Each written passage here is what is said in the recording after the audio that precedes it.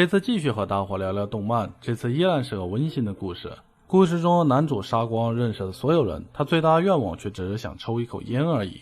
好故事阿正陪你看，这回想和大伙聊个小短片《长期和平》。故事名称中的长期和平是我们男主所搭乘的宇宙飞船的名字。3年前，这艘名为长期和平号的太空船遭遇了一场灾难，它失去了所有动力，成为了在无垠星际中漂泊的孤岛。然而，对于我们男主来说，还有一件事比无家可归更令人绝望，那就是飞船里的香烟卖完了。虽说不抽烟不会死人，但没有烟草日子对他而言简直是一场难以忍受的煎熬。因为在过去的几年里，正是靠这些小小的烟卷才让他从怪物的手中活下来的。没错，这飞船上有怪物，而且那些怪物都曾是普通人。而这就要从3年前飞船遇难的时候说起了。当时这艘飞船刚刚建造完成，正要交付给买家，未曾想在航行过程中却遇到超新星爆发。那耀眼却又致命的光芒不仅摧毁了飞船动力系统，更无情地破坏了船上80名成员的 DNA。 在宇宙射线的侵袭下，这些曾经普通的人类逐渐转变成了相貌可怖的怪物。而一旦转变成怪物之后，内心就会被黑暗吞噬，再无人性可言。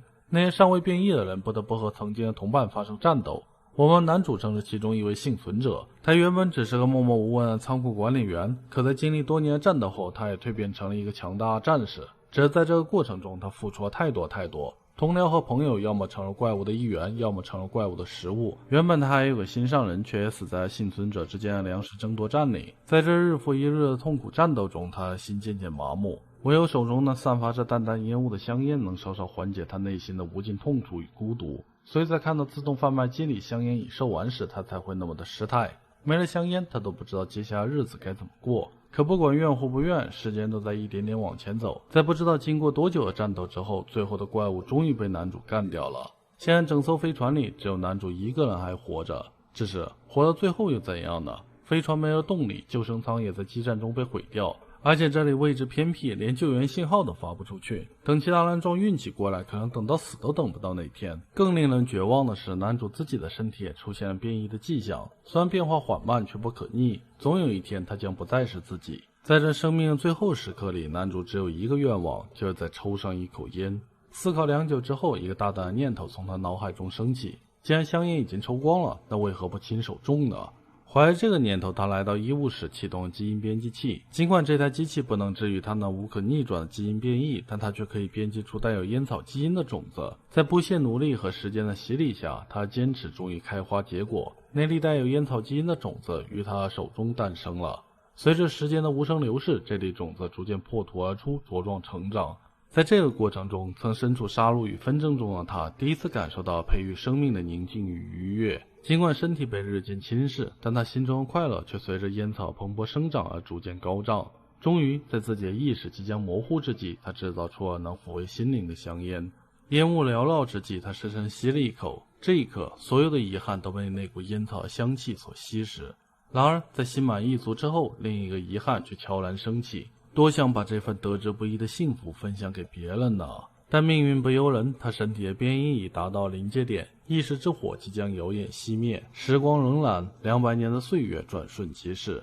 一艘偶然路过的飞船意外发现这古老的遇难船只，在探险队员的谨慎搜寻下，发现舱内已无生命迹象，只剩下遍地的骸骨在诉说着过往的故事。然而，在这一片死寂中，一台自动贩卖机却异常显眼地摆放在最中央的位置上。贩卖机中一捆手持卷烟孤零零地矗立着，与周围的空烟盒形成鲜明对比。尽管经历时间洗礼，贩卖机上的标牌依然清晰可见，香烟现在有货。这一眼望不穿的执念在临死的瞬间被永恒定格，并穿越了200年的时间重现于世人眼前。故事到这里就迎来了尾声。记得古希腊哲学家泰勒斯曾说过，人生最快乐的事莫过于拥有自己的目标并将它完成。从这个角度看，男主的人生虽然短暂，却因为梦想的实现而充满光彩。在这熙攘城市中，许多人都在忙碌与功利中迷失了自己的方向。他们或许积累了丰厚的物质财富和社会声望，却从未洞悉内心深处真正的渴求。他们世界虽然繁华而热闹，但终究缺乏那份深层的意义与价值。只有发掘出生命的真谛所在，我们才能拥抱真正的幸福。也希望你能找到属于自己的人生意义，为你的生命增添一抹亮色。好了，这次的故事就先说到这里吧。但有趣的故事还有很多，阿正下次会给你一一讲述。关注阿正，陪你看更多好故事。